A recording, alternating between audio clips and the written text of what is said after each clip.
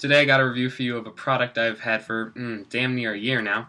It's a newer, or Mikey, depending on how you want to look at it. Here's the box. You probably saw the unboxing forever ago.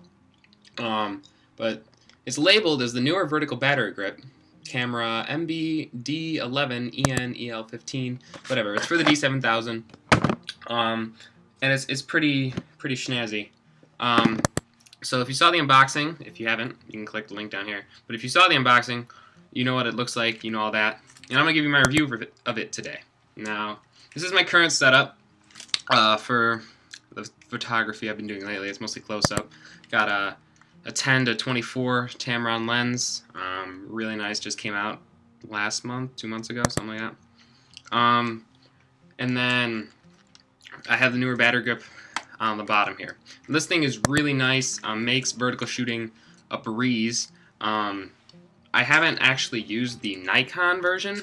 See, this was $50. Nikon was $200. That's why I went with this one, because I was like, that's a little much for a grip. But so I haven't used the Nikon one, so I can't really compare the two, even though I would love to. But I can tell you about this grip, and I can tell you everything you need to know about this grip. One, very simple to use, very lightweight, and very sturdy. On Amazon, a lot of the issues, you might see little blurbs here and there about there being a little gap here, or there being a little sway. Literally, unless you're like really trying to bend it, there's no sway. It's solid, it's tight, and as soon as if you just want to spin this ring every time, it keeps getting tighter. And if you don't take it off often, it stays tight. So no problems with it being loose or anything. I can, whatever. I trust it. It's not gonna drop my camera. It's not gonna fall off or anything. But it fits one EN-EL15 battery. So I guess we'll jump to that part. So it holds one of these, and then it also holds one in the camera. So something that's unfortunate about this grip and all the other grips for the D7000 is that you can only hold one battery in the grip and one battery in the camera. So you do have to remove the grip, which I'll do later, to change the battery. I'll show you the grip itself later. But you do have to remove it to change the battery in the camera, which is kind of a downside. But then again, if you just swap them, maybe, I don't know, depends on how often you take pictures. But if you just swap them, I don't know, once a month maybe. So you maybe only have to remove the grip once a month. But unless you're going on a crazy long shoot where you waste both the batteries, you really don't need to change the internal battery in the camera. You can just change the battery grip one, which is a heck of a lot easier. Ta-da! But anyways, so on the bottom here you have a tripod mount, tripod screw, and then you have your basic controls here as well. So it fits nice. I mean, it's a nice grip, as you can tell. There we go. That's a little better. Nice grip, as you can tell. I really wish I had a different camera than the webcam on my Mac to show you guys more of this, but it's a great grip. It's solid. Really no complaints. Right here on top, the shutter button, it's got a double press, like any shutter button. And you got the power for the battery pack on, and you can turn it off as well. So the battery pack isn't engaged, and the button doesn't work, which is nice if you just want to turn it off and shoot landscape, I guess, not vertical. So that's nice. And then here you also have a little, I don't know how well you can see that. There we go. You have a little joystick going on. It makes it super easy to browse through photos. It's a breeze to use, even I think easier sometimes than this. It is touchy, so you got to get used to that, but it works. Right here is another little button.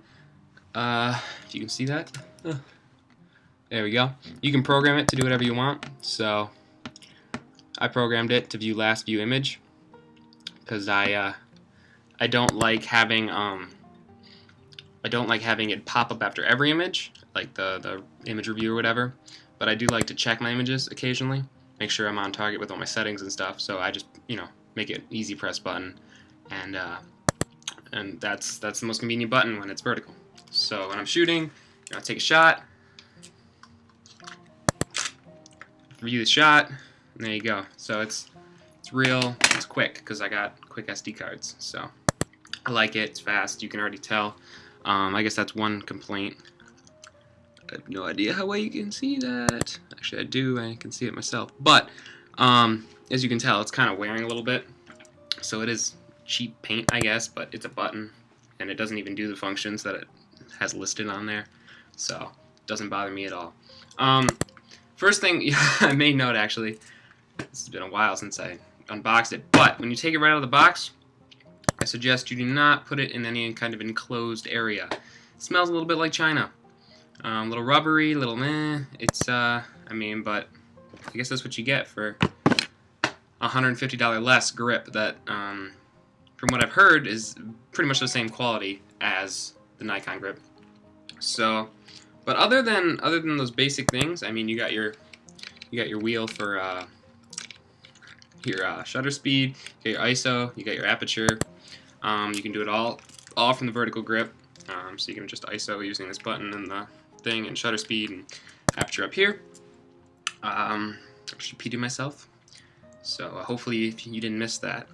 Yeah, it's a really, really nice grip for the money.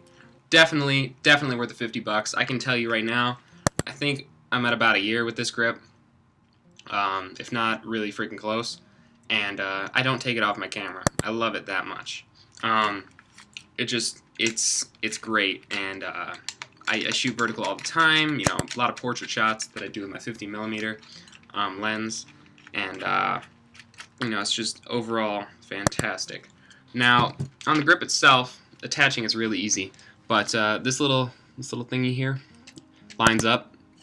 Make sure it's in properly. It's just a little metal poker.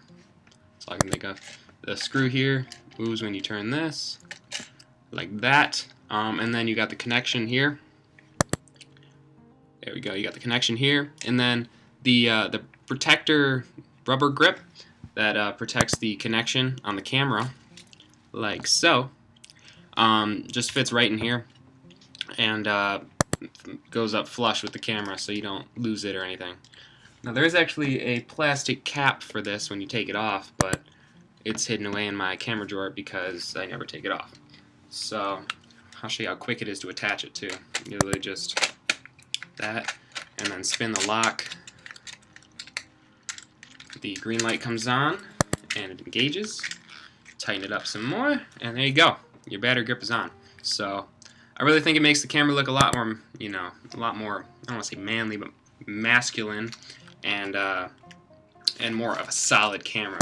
And this is one of the things I love, and I've heard a lot of people that shoot with grips love this, is that when you're holding the camera like this, like the normal camera stops up here where my thumb is. It's hard to angle.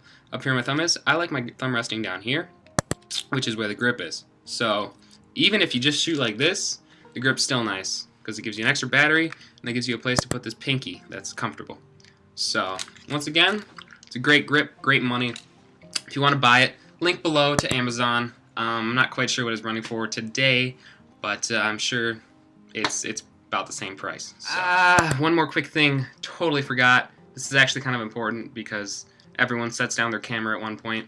You cannot set down your camera like so, no matter what lens you got on it. I'm balancing with my hand, but normally it falls forward, and you get the little tripod thing going on, or TP or whatever. So you cannot set it down flat vertically like so. It always will fall forward with this camera grip, but you can set it like so on a desk, and it'll lay flat. So you're just covering up the connections here, but you're still not, you know, touching any part that would damage the camera at all. And it lays sturdy and flat if you have it this sideways. So if you lay it like that, it lays flat. If you lay it like this, it falls over, which really isn't a big deal.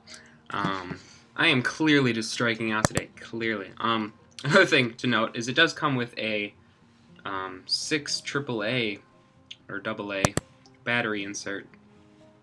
Never use it. That's probably why I forgot it in this video. But I picked up the box and it was jingling around. So if you need it, it comes with it too. If you don't, just keep it away. Buy more E&L E15s because they work a lot better, and much more efficient, etc., etc. So that's it. That's all. I'm done. Nothing else. Nothing else. Comes with a warranty too.